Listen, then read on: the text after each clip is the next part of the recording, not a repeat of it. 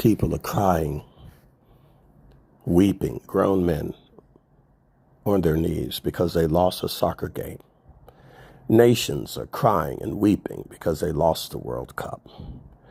Other ones are trashing the city and burning it down because they won. And all of you have the audacity to make fun of me and my love for God's people and the Holy Land and Israel.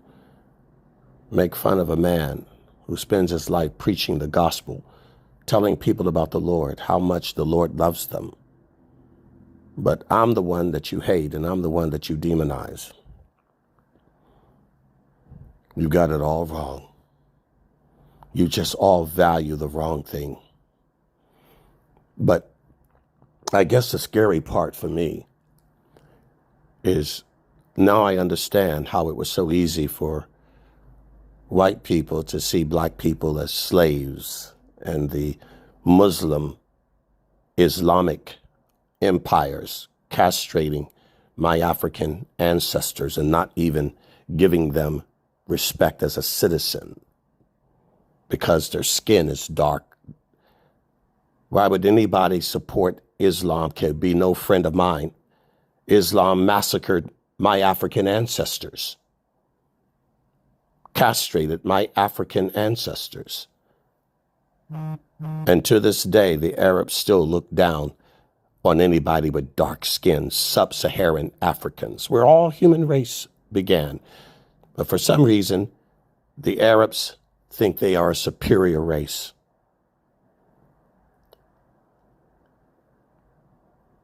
Haters of God, haters of my ancestors, haters of me.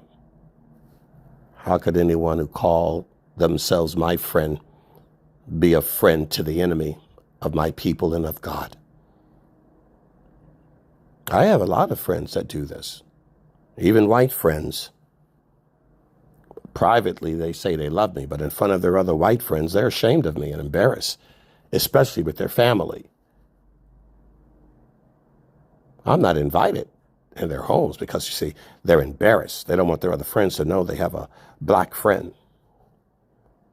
of African descent. It still goes on. And the only black people that get really any credit in this country are the ones that are famous. Now they can pretend they like you and pretend they accept you because you're famous or you're rich or you're an athlete or an actor. Other than that, they really want nothing to do with you. And they pretend to be your friends, like Christians who pretend to be servants of God. What is the word friend? Loyalty, faithfulness, dedication, someone you can count on. They speak the truth. But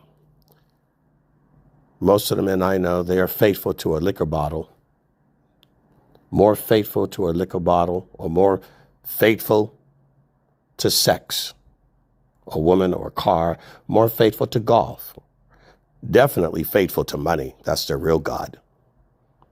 And if it's not that, they're faithful to their pride and their ego.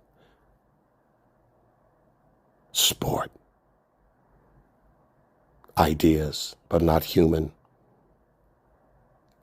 The greatest compliment anybody could ever give you is that you are a man who keeps your word.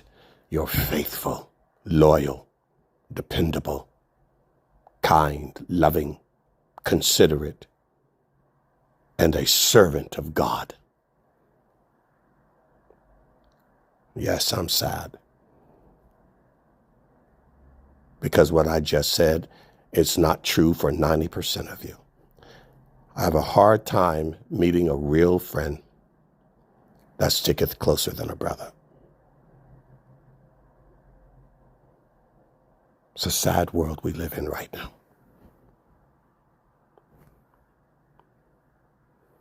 May God lead me to those few that do exist on this planet, trustworthy, honest, loving, put God first, who value the human that values God.